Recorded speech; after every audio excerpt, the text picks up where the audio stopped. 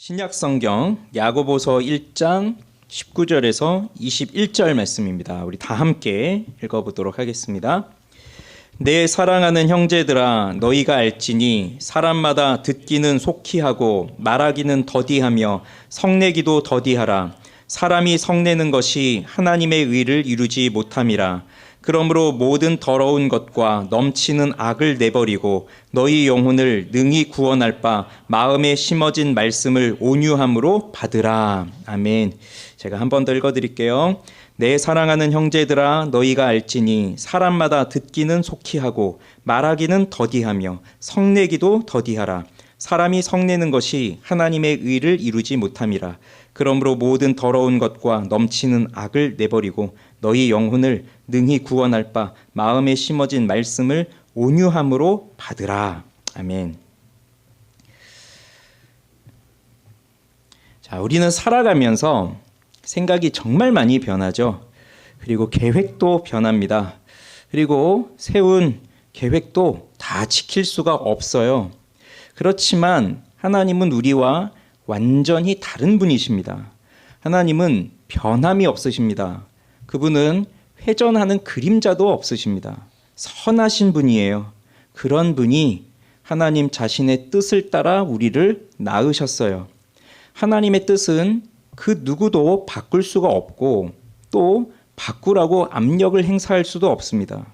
그러니 그 어떠한 외부의 압력에 의해서 하나님이 품으신 뜻이 철회되지도 않고 그 하나님의 뜻은 계속되는데 그 하나님의 뜻이 우리를 첫 열매가 되게 하시려고 낳으셨다고 했으니 이만큼 기쁘고 복된 일이 어디에 있겠습니까?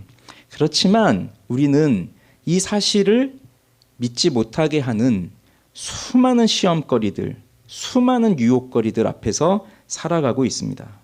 그래서 너무 단순하잖아요. 하나님은 변하지 않으십니다. 빛들의 아버지이십니다. 회전하는 그림자도 없으십니다.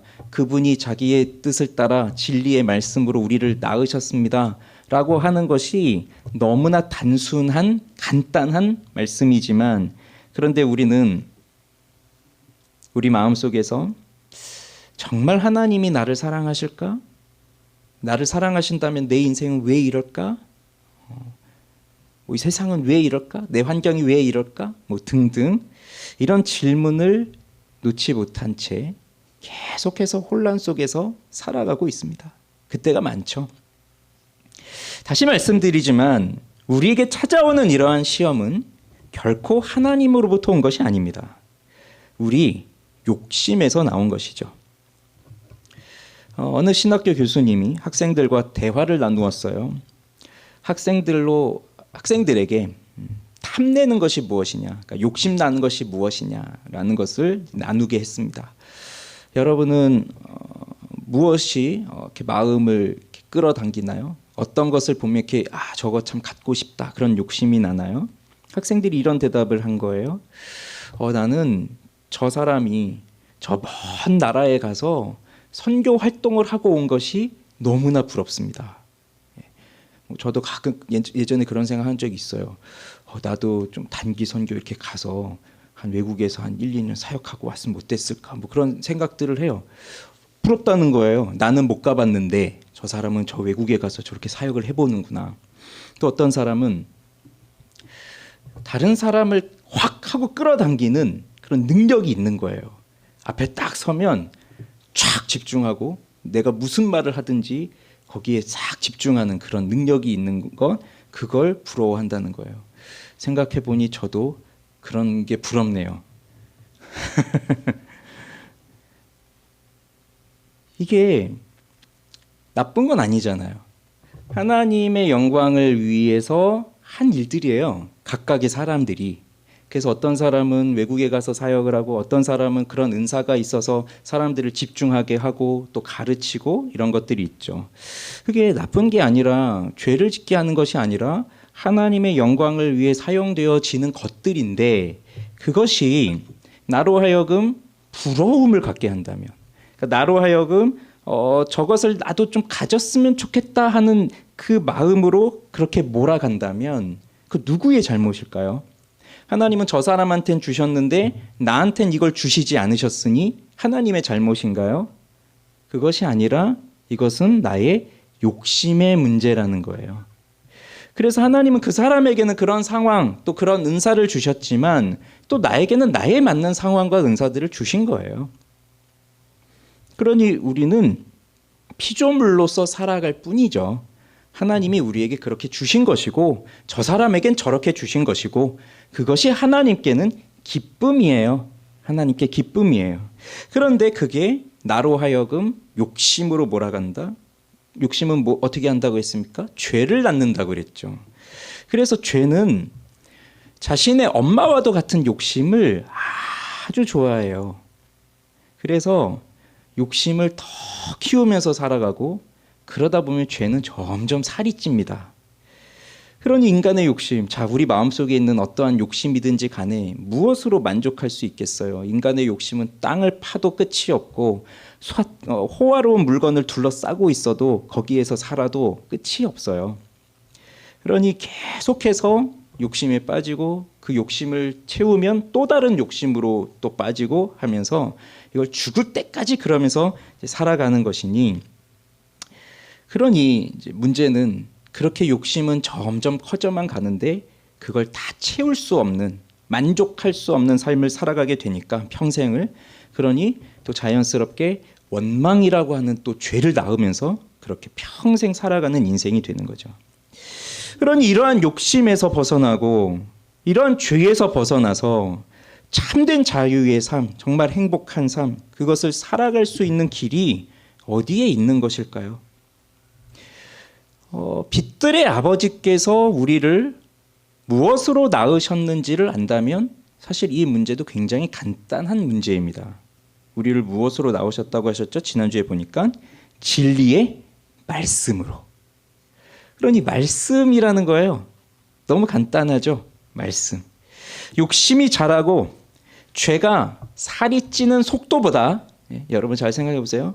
내 안에서 욕심이 자라나고 죄가 막 살이 찌고 있는 그 속도보다 하나님의 말씀을 알아가고 그 하나님의 말씀에서 자라가는 속도가 더 빠르다면 우린 이렇게 허무하게 시험에 들고 허무하게 하나님의 말씀에 순종하지 못하는 그런 침체에 빠지지 않을 것입니다.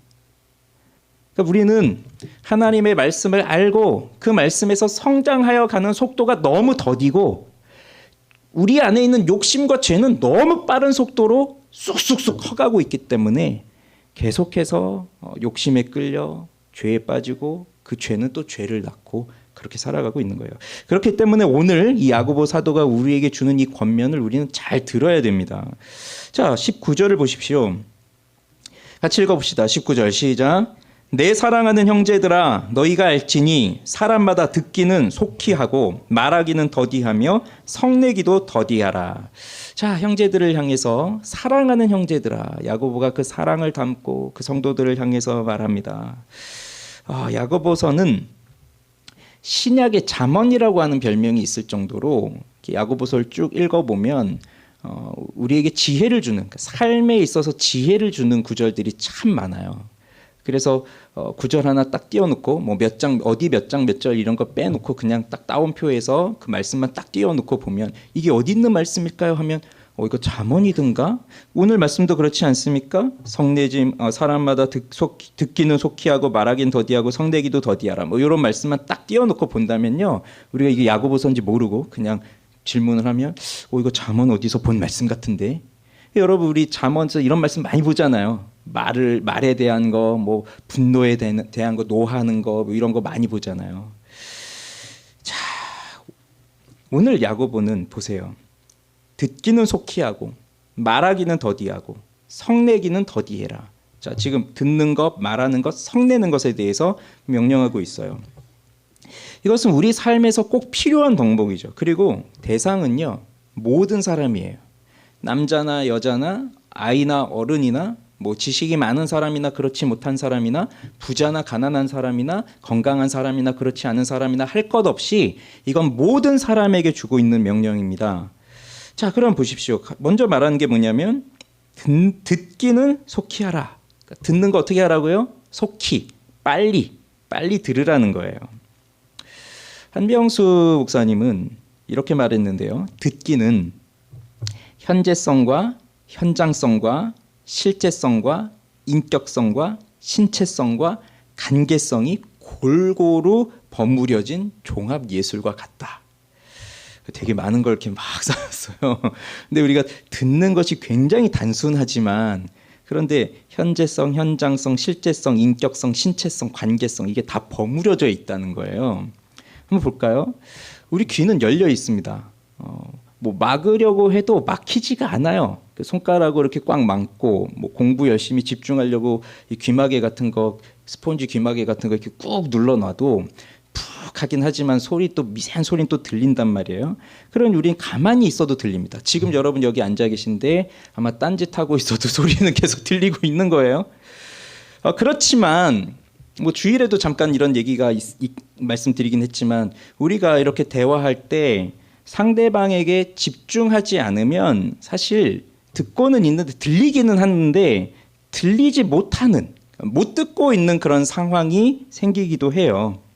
그래서 잘 듣기 위해서는 앞에서 말하고 있는 그 사람에 대한 존중, 그러니까 그 사람의 인격을 존중하는 것, 그게 굉장히 중요하죠. 그래서 인격성이 이렇게 버무려져 있는 거예요. 그러면서 그 사람하고 관계, 그리고 그 사람에 대한 관심, 그리고 그 사람의 마음속에 무엇이 있을까, 그 사람의 내면에 있는 것, 이런 것들을 다 이렇게 해야 들리는 거예요. 그러니 그냥 물리적 관계에서 가까이 있다고 해서 들리는 게 아니라 정말 이렇게 인격성과 존중함과 그리고 관심과 사랑과 이런 것들이 이렇게 함께 있을 때 물리적으로는 좀 멀리 있어도 다 들리는 겁니다. 그런데 이 듣는 걸 어떻게 하라는 거예요? 빨리 하라는 거예요. 신속하게. 자, 신속하게 들으라고 하는 것은 바로 이게 지금 현재성을 말하는 거죠. 지금 들어라, 빨리. 나중에 들으려고 하지 말고. 그리고 지금 그것을 들으려고 열심을 가져라. 이제 그런 의미가 되는 겁니다. 우린 그런 생각할 수도 있어요. 아유, 내가 지금 바쁜데, 내가 지금 이런 거 신경 쓸 때가 아닌데 왜 저 사람이 나한테 자꾸 말을 거나, 나 나중에 들어야지. 지금 이렇게 설교를 들을 때에도 내가 나중에 들어야지. 뭐 이렇게 생각할 수도 있어요. 그렇지만 지금 즉각적으로 들으라. 그러니까 지금 듣는 것이 아니면 그러니까 바로 듣는 것이 아니다. 그런데 또 들으려면 그 사람의 표정, 몸짓, 손짓 뭐 이런 걸 또 다 보고 있어야 이제 잘 들리는 거잖아요. 그래서 종합 예술과 같다고 하는 거예요. 그러면 우리는 어떤 것을 듣기에 이렇게 신속하게 해야 될까요? 물론 사람들과의 관계에서 다른 사람의 말을 듣기에 신속하게 해야 되는 것도 맞아요. 그렇지만 오늘 이 본문 속에서 말씀하고 있는 것은 바로 하나님의 말씀입니다. 우리가 하나님의 말씀을 듣기를 신속하게 해라. 그런 뜻이에요. 요즘은 들을 수 있는 게 너무 많아요. 매체가 너무 많아요. 그래서 예배 시간에 설교를 집중해서 듣는 것을 강조하지 않아요.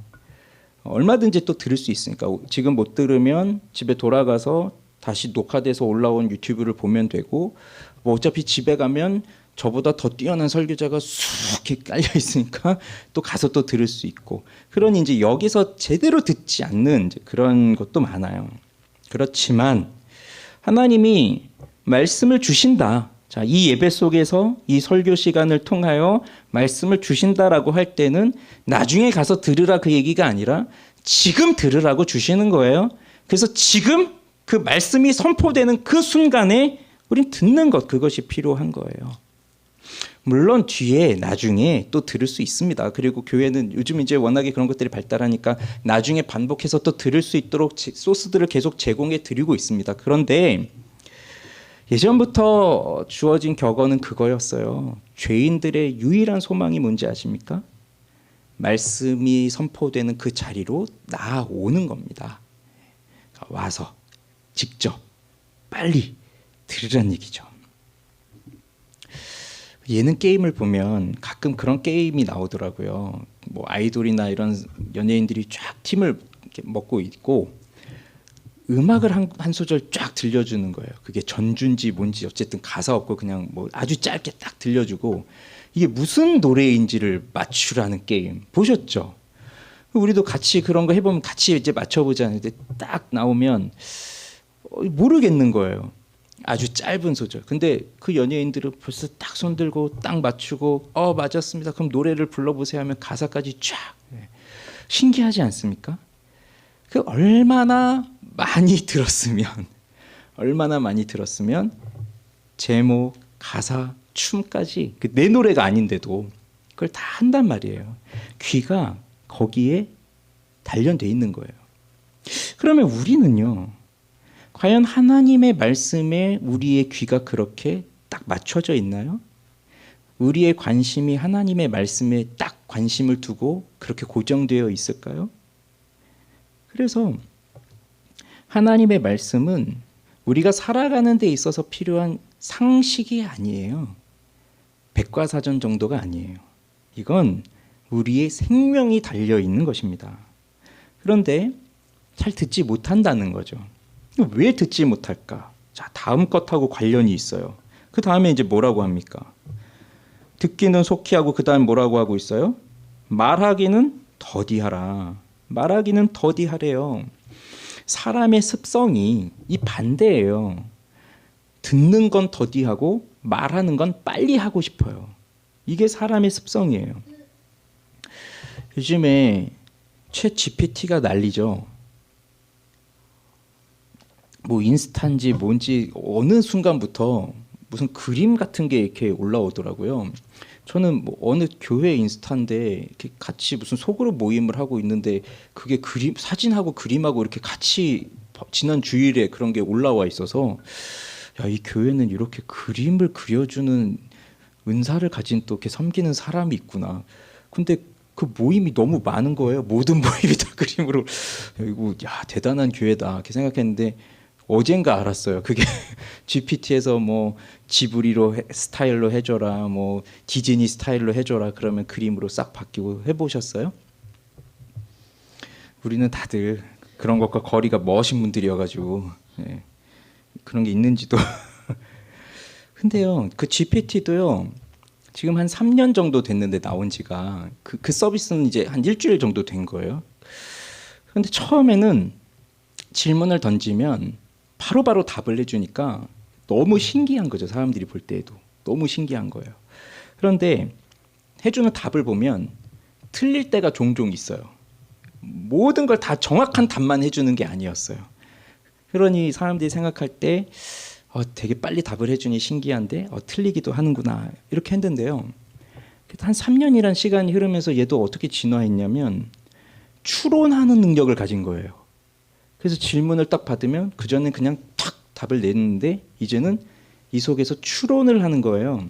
그래서 이 질문에 맞는 답이 무엇인가, 이 사람이 무엇을 듣고 싶어 하는가 그런 걸 파악하면서 추론을 하고 답을 낸다는 겁니다. AI가.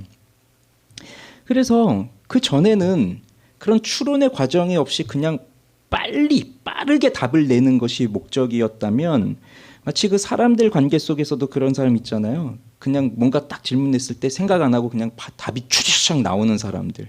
그런 사람들 같았거든요. 근데 그러니까 이 성격이 매우 급하고 근데 또 빨리 말을 해야만 하고 그런 사람들은 생각하기 전에 말이 먼저 나오니까 이게 맞을 때도 있지만 틀릴 때도 있고 틀리면 또 자기가 틀렸다는 걸 인정하고 싶지 않으니까 또 그걸 우기고 막 이런 경우들이 많은데 AI도 그렇게 추론하면서 이제 더 맞는 답을 만들어 가려고 한다는 거예요. 자, 그러니 우리 사람들은 그 인격적이지도 않고 하나님의 형상이지도 않은 그런 것들이 그런 과정들을 만들어 가려고 하고 있는데 우리 사람은 어떻습니까? 우리는 듣기는 더디하고 말하기는 빨리 하고 싶은 습성이 있으니까 자꾸 뭔가를 말하려고 해요. 그런데 이것을 아까 듣는 걸 무엇을 빨리 들으라고 했어요? 하나님의 말씀. 그렇다고 한다면 지금 여기서 더디 말하라고 하는 것도 사람과의 관계에서도 물론 그래야 됩니다. 그런데 지금 하나님과의 관계에 있어서도 우리는 말하는 것을 더디하라는 거예요. 하나님한테 그냥 우리 말만 쭉 늘어놓는 사람이 이제 많잖아요. 하나님의 말씀은 들으려 하지 않고 내 얘기만 하는 거예요. 내 상황만 얘기하는 거예요. 근데 사실 보십시오. 자, 하나님이 우리를 어떻게 창조하셨는지. 귀는 몇 개예요? 귀는 2개. 입은 몇 개예요? 입은 하나. 하나님이 이렇게 창조하셨어요. 그리고 귀가 하는 일이 뭔가요? 듣는 거죠. 귀는 움직일 수 있어요? 귀는 움직이지도 못해요. 뭐 가끔씩 이렇게 귀를 이렇게 까딱까딱 이런 그런 재주가 있으신 분도 있지만 뭐 우리 보통 사람은 귀는 움직이지도 못해요. 그런데 입은 뭘 합니까? 입이 하는 일. 우선 말하죠. 그 다음에 먹죠. 그리고 코가 막히면 입으로도 숨을 쉬어야죠. 생각해 보니까 입은 화장도 해야 되더라고요. 예뻐 보이기 위해서. 립스틱이라도 좀 바르고. 귀는 뭐 귀도 귀걸이를 다는군요. 그러니까 입은 굉장히 바빠요. 하는 일이 너무 많아요. 쉬지 않아요. 귀는 가만히 있지만 입은 하루 종일 쉴 새 없이 움직입니다. 아마 우리가 잘 때에도 계속 움직이고 있을 거예요. 그래서 하나님이 귀를 2개, 입을 하나로 창조하신 것이 듣는 것에 비해서 절반이니까 듣는 것에 비해서 말하는 것은 절반으로 줄여라. 그렇게 말씀하시는 분들도 있어요. 그래서 하나님 입을 하나로 창조하셨다. 그만큼 말하는 것을 줄여라. 이제 그렇게 말씀하셨다는 거죠. 이렇게 생각해 보신 적 있으세요? 말하는 것과 듣는 것이 동시에 이루어질 수 있을까요? 말하는 것과 듣는 것이 동시에 이루어질 수 있을까요? 내가 말하는 순간에 들리는 건 내 소리예요. 내 목소리. 다른 사람의 소리가 들리는 게 아닙니다. 다른 사람의 소리를 듣기 위해서는 나는 말하지 않고 있어야 돼요. 그런데 우리가 자꾸 내 말만 늘어놓고 있다면, 내 말만 계속 하고 있다면, 그러면 다른 사람의 말은 서로 말하고 있으면 서로 말하고 있고 소리는 뭉뭉거리지만 그 사람의 소리를 아까 말했던 그 종합 예술적 차원으로 그 말을 받아들이지 못하잖아요. 그러니까 내 말만 하고 있는 거예요. 다른 사람의 말을 듣지 못하는 겁니다. 이걸 하나님 관계로 적용해 보면, 하나님과의 관계로 적용을 해보면, 그러면 나는 하나님 앞에 계속 말을 하지만 하나님의 음성을 듣지를 못한다는 겁니다. 그래서 듣는 건 속히 하고 말하는 건 더디 하라는 거예요. 하나님 앞에서. 그런데 또 하나가 있죠. 성내는 걸 말하고 있습니다. 듣기는 속히 하고 말하기는 더디 하고 성내기도 더디 해라. 즉 화내는 것. 화를 내는 것도 더디 해라. 화 많이 나잖아요. 우린 살면서 화를 많이 내요. 뭐 누가 나를 무시한다. 부당한 대우를 좀 받는 것 같다. 운전하고 있는데 누가 갑자기 확 끼어들어가지고 막 했다. 그럼 막 화가 나잖아요. 그리고 내 뜻대로 뭔가 되지 않아요. 뭐 계획대로 되지 않아요. 내가 의도한 대로 되지 않아요. 그러면 막 화가 나요. 게다가 이제 스트레스를 많이 받으면 별것 아닌 거 가지고도 화가 나요.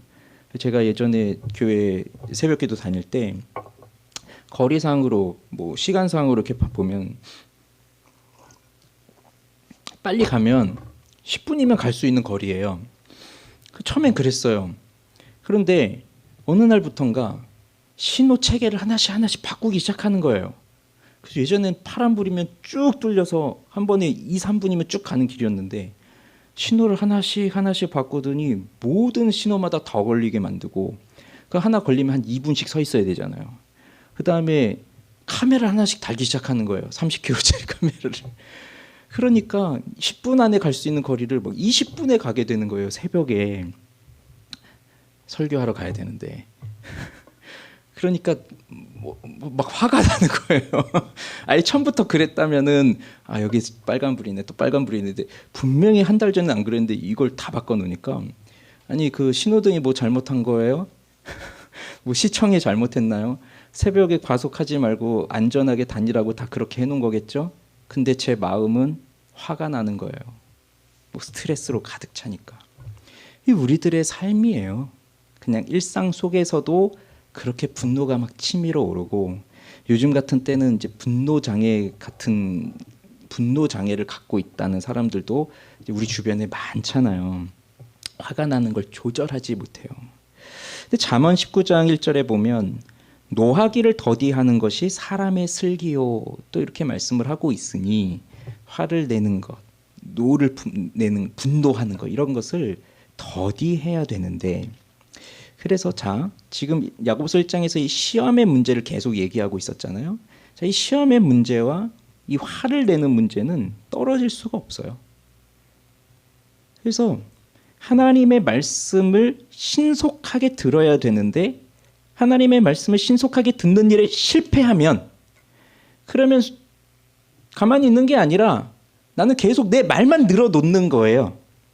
그런데 상황은 점점 좋지 않은 쪽으로 흘러가요. 그러면서 내 욕심에 어울리는 시험거리들이 하나 둘씩 보이기 시작하는 거예요. 그리고 그것을 딱 하고 잡아채면 그 미끼를 딱 물어버리면 그럼 이제 내가 죄를 범하게 되죠.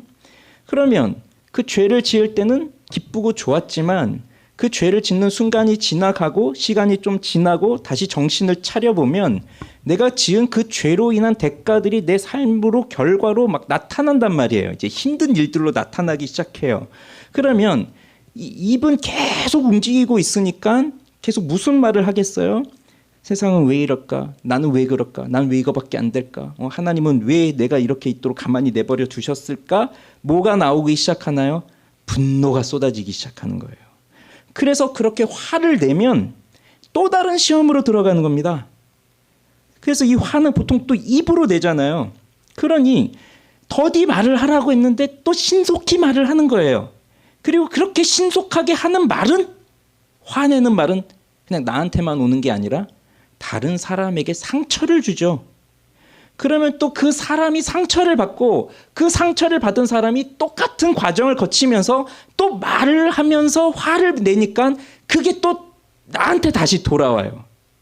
그러니 주고받고 계속 돌고 도는 일이 일어나는 겁니다. 흔히들 화가 나면 가슴속에 품지 말고 내 뱉으라고 하잖아요. 그래야 이게 마음 정신 건강에도 좋다. 뭐 때로 그런 것도 필요하겠지만 그러나 내 마음속에 있는 분노를 확 하고 분출시키는 것이 그게 내 마음속에 눌려있는 그 무언가를 뚫어내는 치료제가 아니라 사실 이것은 또 다른 분노를 키우는 분노 제조기가 되는 거예요. 낳고 또 낳고 또 낳고 그러면서 자라가는 겁니다. 이러한 분노를 사람과 사람의 관계 속에서도 하지만 우리는 또 하나님 앞에서 할 때가 있어요. 그때도 많잖아요. 아담이 선악과를 따먹고 하나님이 네가 먹지 말라고 한 나무의 열매를 네가 먹었느냐? 라고 하셨을 때 아담이 한 말은 하나님이 주신 저 여자가 줌으로 내가 먹었나이다 라고 말하면서 하나님을 향하여 화를 내죠. 하나님이 왜 저 여자를 만드셔서 나로 하여금 이렇게 죄짓게 만들었습니까? 왜 그렇습니까? 하나님의 말씀을 제대로 이해하지를 못하고 있는 겁니다. 그래서 하나님의 말씀을 그 하나님의 말씀대로 이해하고 그 말씀을 받아들이고 그 말씀에 순종하면서 기쁨으로 살아가야 되는데 이제 내 수준에서 내 생각에서 하나님의 말씀을 이해하고 받아들이니까 하나님의 커다란 계획은 보이지 않고 그저 나에게 이거 하지 말아라 라고 나를 제약하고 나를 아주 옥죄는 그런 아주 나쁜 하나님으로 보이게 되니까 내게 하시는 이 모든 말씀과 명령은 다 부당해 보이는 거예요. 그러니 하나님은 계속해서 우리에게 주시는 말씀이 그런 거잖아요. 네가 참아라. 네가 의리야. 은혜 받은 사람이 의리야. 네가 참아야 돼. 네가 용서해. 나를 따르려거든 모든 걸 다 버려야 돼. 나만을 사랑하렴. 이런 말씀들이 다 부당하게 느껴지는 거예요. 아니 왜 저만 그래야 됩니까? 제가 나쁜 짓을 했고 제가 나쁜 인간인데 왜 내가 다 참아야 됩니까? 부당한 거예요. 그러니 하나님을 향하여서 화가 날 수밖에 없는 거예요. 이건 그냥 지나갈 수 있는 문제가 아닙니다. 그래서 20절에 뭐라고 말씀하냐면 20절 읽어봅시다. 사람이 성내는 것이 하나님의 의를 이루지 못함이라.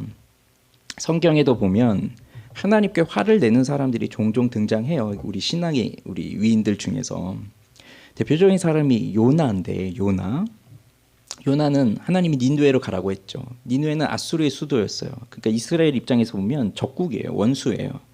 그러니 거기 가라고 하는 것 자체가 너무 싫으니까 요나는 하나님의 말씀을 어기고 딴 데로 가버리죠. 명령을 따르지 않죠. 그러다가 이제 물에 빠지고 물고기 들어가고 거기서 회개하고 그런 우여곡절을 겪고 다시 어쨌든 니느웨로 와요. 그리고 하나님의 말씀을 전해요.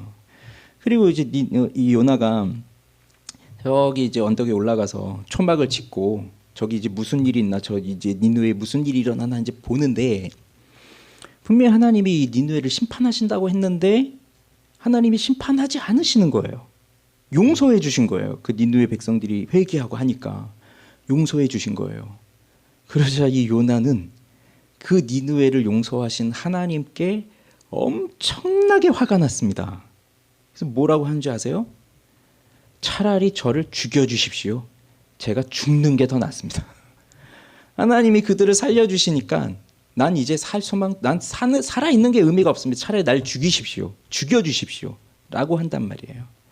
그래서 하나님이 또 이 요나를 가르쳐 주시려고 박넝쿨을 이렇게 나게 하셔가지고 그늘을 만들어 주신 거예요. 그래서 요나가 아주 기뻤어요. 그 그늘이 딱 생기니까 너무 기뻤어요. 그런데 다음날 새벽에 벌레가 생겨가지고 그 박넝쿨을 다 갉아먹었어요. 그리고 하나님이 뜨거운 동풍을 불어 보내신 거예요. 그랬더니 요나가 또 마음이 하나님 저를 그냥 죽이십시오. 이렇게 뜨거우니 죽이십시오. 화를 또 막 내는 거예요.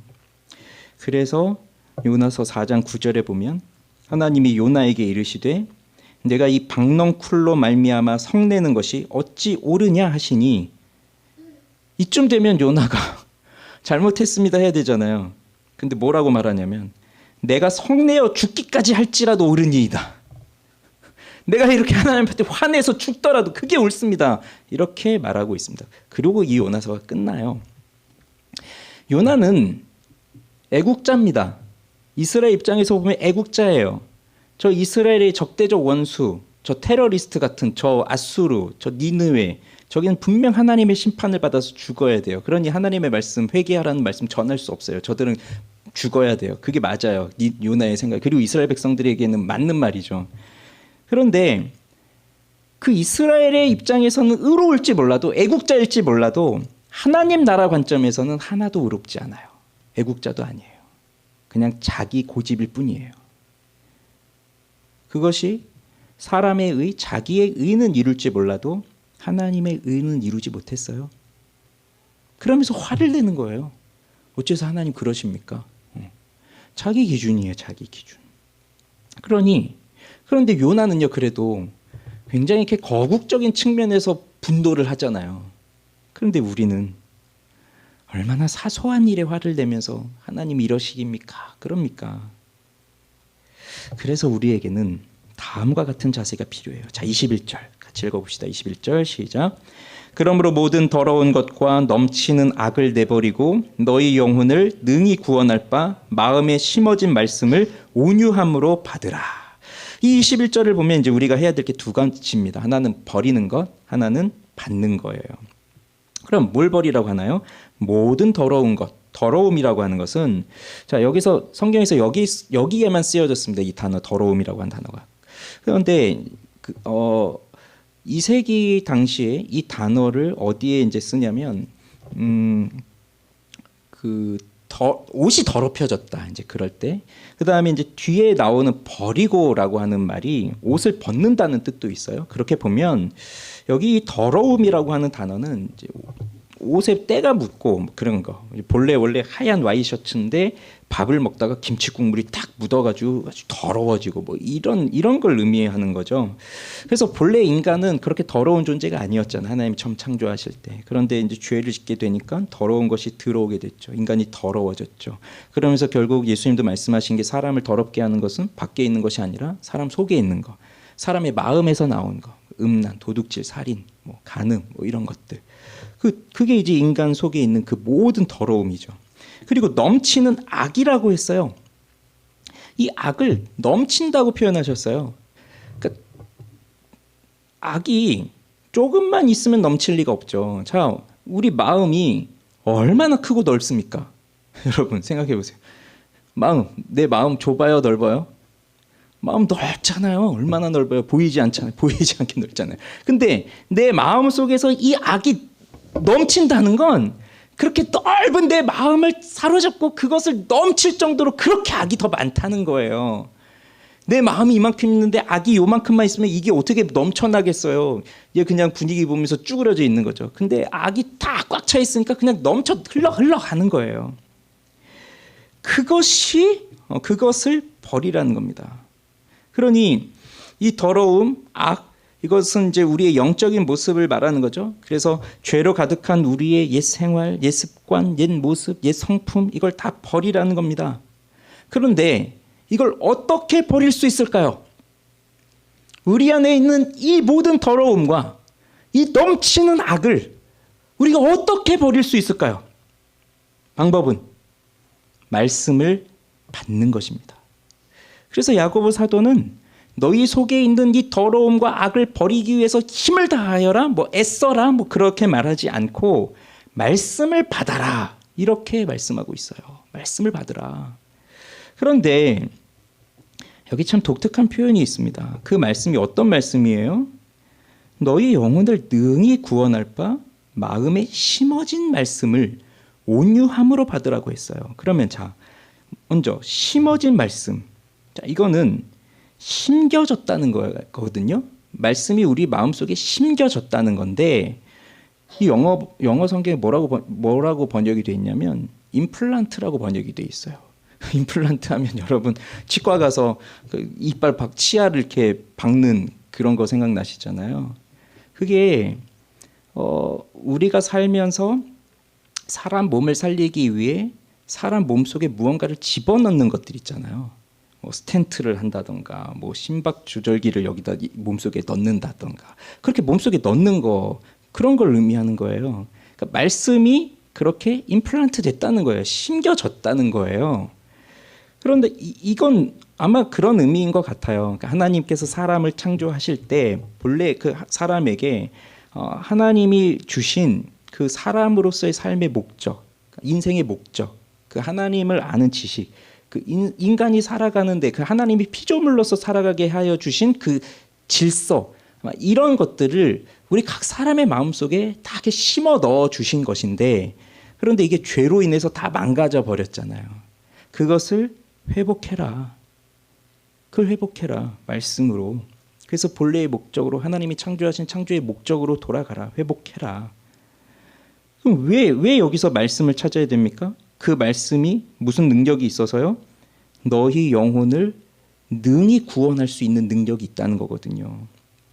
그래서 말씀이 우리를 구원하는 능력이 있어요. 시편에 보면 시편의 기자들이 하나님의 말씀으로 자신을 살려달라고 하는 그런 간구와 기도를 많이 합니다. 대표적으로 시편 119편 25절에 보면 내 영혼이 진토에 붙어 싸우니 주의 말씀대로 나를 살아나게 하소서. 나를 살리시는 방법은 하나님의 말씀이라고 하는 것을 믿고 있는 거죠. 왜 자신을 살려달라고 먹을 걸 주십시오, 환경을 바꿔주십시오 그런 요구를 하는 게 아니라 주님의 말씀으로 나를 살려주십시오라고 하는 이유가 무엇입니까? 하나님의 말씀으로 살아난 경험을 이 시인은 해왔기 때문에 그런 거예요.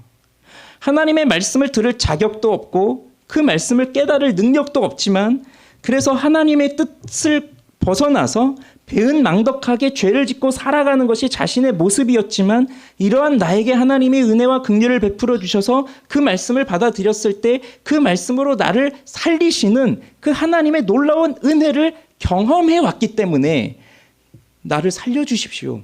하나님의 말씀으로. 그러니까 내 상황을, 내 환경을 바꿔주십시오가 아니라 말씀으로 나를 살려주십시오. 그게 시인들의 기도였던 거예요. 그러니 다윗도 들판에서 양을 칠 때 자신을 돌보시는 하나님을 만난 것이고 골리앗과 싸움할 때 자신과 함께하는 하나님을 보았고 사울에게 쫓겨다닐 때 자신을 지키신 하나님을 만났고 왕이 되어서도 나와 동행하신 하나님을 말씀으로 만났기 때문에 그는 늘 말씀으로 나를 살려달라고 했던 거예요.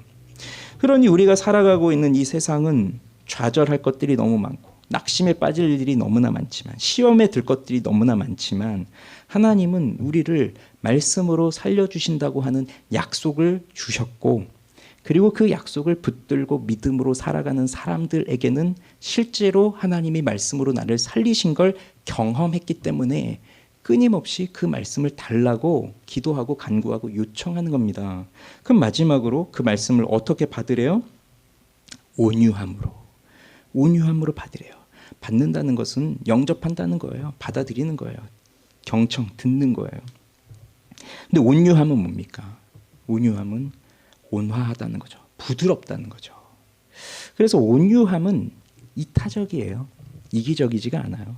부드러운 성격을 가지고 있어요. 그러니 앞에서 보았던 속히 듣고 더디 말하고 더디 성내라라고 했던 것에 반대되는 사람, 듣는 건 더디하면서 빨리 말하고 빨리 화를 내는 사람의 성격과는 완전 다른 거죠. 이 온유한 사람은. 왜냐하면 그렇게 분노로 가득한 사람은 이미 마음이 굉장히 거칠어져 있는 거예요. 거칠어져 있는 상태에서 하나님의 말씀을 듣게 되니까 아까 말한 것처럼 이 속에서 그 말씀을 받아들이는 게 아니라 왜 하나님은 나에게 이렇게만 말씀하십니까? 라고 하면서 하나님의 말씀을 쳐내는 거거든요. 그런데 하나님의 말씀을 받아들이기 위해서는 온유한 마음이 되어져야 한다는 거예요. 부드러운 마음이 되어져야 된다는 거예요. 내 마음이 정말 하나님 앞에 겸비하게 되어져서 하나님 앞에 나의 죄를 내려놓고 아버지 하나님 앞에 무릎을 꿇고 하나님이 하시는 모든 말씀이 다 맞습니다. 그 말씀이 진리입니다. 내가 잘못했고 하나님의 말씀대로 살아야 내가 살아갈 수 있습니다. 그걸 인정할 수 있는 것은 온유한 마음에서 나오는 거예요. 거친 마음이 있으면 절대 그럴 수 없습니다. 거칠면 절대로 그럴 수 없어요. 그런데 우리 마음이 저절로 온유해지나요? 시간이 지나면 온유해지나요? 아니 우리 상황은 계속 시험에 들고 우리 상황은 계속 안 좋은 쪽으로 빠지고 우리 상황은 계속 힘든 일들로 나를 몰아가고 있는데 그런 상황에서 내 마음이 시간이 지나면 온유해지고 내 마음은 성격 자체가 나면서부터 기질 자체가 온유하니까 나는 그렇게 온유함으로 살아갈 수 있어. 그럴 수 있나요? 여기 이 온유함은 성령의 열매예요. 그러니 우리는 본래 온유함으로 말씀을 받을 수 있는 사람들이 아닙니다. 천성적 성품이 온유하다 할지라도 그것이 다른 사람들에게는 온유함으로 내 성격이 나온다 할지라도 하나님의 말씀 앞에서는 굉장히 거칠어요. 그럼 어떻게 된 거죠? 우리도 그렇게 마음이 거칠었지만 그렇지만 저들의 죄를 사하여 주시옵소서라고 말씀하시면서 십자가에 못 박히신 그리스도 예수를 만나게 되니 우리 속에 온유함이 들어오기 시작한 거예요. 그 말씀을 하시고 십자가에 못 박히신 분이 누구신데요? 나는 마음이 온유하다. 그 온유함의 대명사 예수 그리스도시잖아요. 그러니 그 마음이 우리에게도 전해지는 거죠. 그러면서 그 십자가를 통해 베풀어 주시는 그 구원의 은혜로 말미암아 우리 마음이 온유하여집니다. 성령의 열매로 온유함으로 변화됩니다. 그러니 그렇게 거칠었던 내 마음, 정말 이 세상의 공중의 권세 잡은 자를 따라다니면서 그렇게 죄와 분노와 말하는 것과 그러면서 하나님에 대한 원망과 사람들에 대한 미움과 환경에 대한 그 원망을 가지고 살아가던 내 마음속에 그 하나님의 놀라운 은혜가 심어지면서 그 말씀이 내 마음속에 심겨지면서 다시 이제 내 죄를 꺾고 죄와 싸우고 이런 환경 앞에서도 하나님을 의지하는 믿음으로 살아가고 하는 것으로 변화되어져 간 거예요. 그게 지금까지 우리가 여기까지 온 것은 그런 과정들을 거치면서 여기까지 온 것입니다. 그러니 여러분 이렇게 온유함으로 하나님의 말씀을 받는 사람들은 날마다 어떻게 살아갈까요? 날마다 하나님의 말씀을 사모하는 마음으로 살아가는 거죠. 이것이 그냥 오늘 한 번으로 끝나는 것이 아니라 우린 죽을 때까지 이 너무 단순한 하나님이 자기의 뜻대로 자기의 뜻을 따라 진리의 말씀으로 우리를 낳으셨다. 첫 열매가 되게 하시기 위해서 이 너무나 단순한 하나님의 말씀이고 복음이고 진리이지만 우리는 죽을 때까지 이 단순한 말씀을 믿지 못하게 하는 그 수많은 시련과 유혹들 앞에서 그 믿음을 잃어버리면서 사는 공격을 당하고 있기 때문에 우리는 끊임없이 하나님의 말씀을 사모하는 마음으로 살아가야 돼요. 그러니 우리가 무엇을 구해야 하겠습니까? 온유함으로 하나님의 말씀을 받을 수 있도록 도와주시옵소서. 그걸 구하면서 우리가 살아가야 되지 않겠어요? 우리는 그동안 어떻게 살아왔습니까? 우리는 듣기는 속히하고 말하기는 더디하고 성내기도 더디하는 그런 삶을 사셨습니까? 아니면 정반대의 삶을 살았습니까? 그렇지만 이제 오늘 우리가 이 야고보 사도를 통해서 주시는 말씀을 들었으니 이제는 우리가 듣기는 속히하고 말하기는 더디하고 성내기도 더디하는, 그래서 우리 마음 안에 심겨져 있는 그 하나님의 말씀을 온유함으로 받는, 그러므로 우리 앞에 놓여 있는 이 수많은 유혹들을 믿음으로 이기면서 원망의 씨를 뿌리는 게 아니라 감사함의 씨를 뿌리면서, 그래서 그 온유한 마음은 씨가 떨어졌을 때 뿌리를 내리고 열매를 맺는 좋은 땅을 가리키는 거예요. 그런 마음으로 우리가 살아가게 되기를 바랍니다. 기도합시다.